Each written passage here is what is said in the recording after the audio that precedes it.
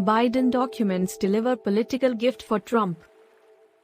Former President Trump has got an unexpected political gift with the revelation that documents marked as classified were found in an office previously used by President Biden. The discovery, which dates to November but only publicly emerged on Monday, will have big political reverberations. There are key differences between what appears to have happened in Biden's case and Trump's conduct at Mar-a-Lago.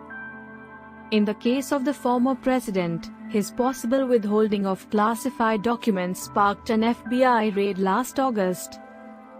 The matter is being probed by special counsel Jack Smith, and many legal experts believe Trump faces jeopardy on potential obstruction charges. The obstruction element is simply not part of the Biden story, at least as known so far. But the distinction appears likely to be lost on a significant share of the public, especially those voters already skeptical about Biden. The most simplistic explanation of the story, shorn of nuance, Trump and Biden both had classified documents, is sure to take root in many minds. Trump allies are already arguing that the two matters are essentially the same. "I just keep thinking about the geese and the gander," Michael Caputo, a longtime friend and former advisor to Trump, told this column. "From my perspective, none of this is lost on the average American," added Caputo, who is now a senior executive with a conservative Spanish-language media company, Americano Media. The hypocrisy of Washington shines through on this. Biden will be celebrated on TV networks as someone who was doing the right thing in turning the documents in. There were no early morning raids. There was no search of the premises. And there will be none. Trump himself sounded a similar theme on social media. When is the FBI going to raid the many homes of Joe Biden, perhaps even the White House? He asked on Truth Social. The former president also posted supportive comments from Republican members of Congress, including Reps. Andy Biggs, Marjorie Taylor Greene, Ronnie Jackson, and Troy Nehls.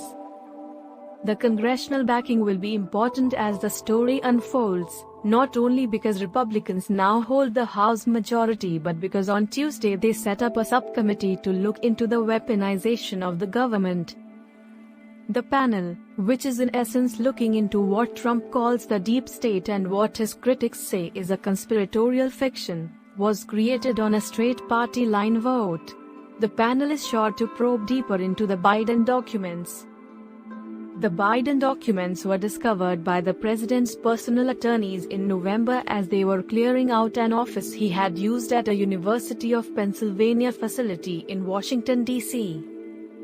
Upon discovering a modest number of documents, reported as fewer than a dozen, the attorneys appeared to have promptly alerted the White House counsel's office, which then notified the National Archives. The archives reportedly took possession of the documents the day after they were discovered. The discovery of the Biden documents is likely to complicate the calculus for Attorney General Merrick Garland and the Department of Justice as they weigh whether to press criminal charges against Trump. While Garland and his department insist as a matter of course that they follow the facts where they lead, in the real world the criminal prosecution of a former president would be an enormous step. It would be made a notch or two more divisive in the wake of the revelations about Biden. Garland has asked a Trump appointee, John Lausch, to conduct an initial review of the Biden matter. Lausch is the U.S. Attorney for the Northern District of Illinois. George Conway, the lawyer who gained prominence for his vivid criticisms of Trump while his wife Kellyanne Conway was working for the then president, tweeted that it was silly to suggest that the odds of a prosecution of Trump had declined with the discovery of the Biden documents. What makes a Trump indictment necessary is his obstruction and lying, Conway wrote. If he'd given the stuff back to Nara when he was first asked to, there would never have been a criminal investigation. Still, there's at least one key question that hasn't been answered so far by the White House. The Biden documents were reportedly discovered on November 2, 6 days before the midterm elections in which Democrats fared unexpectedly well. No convincing explanation has yet been given as to why it took so long for the matter to become public. The new House Judiciary Committee Chairman, Jim Jordan, Republican Ohio, told reporters Monday they knew about this a week before the election. Maybe the American people should have known that. Julian Zelizer, a professor of history and public affairs at Princeton University, argued that reality and perception look likely to diverge in the case, to Trump's likely benefit. The initial response from Biden and his team is markedly different from what we saw with Trump, and that needs to be made clear, Zelizer said.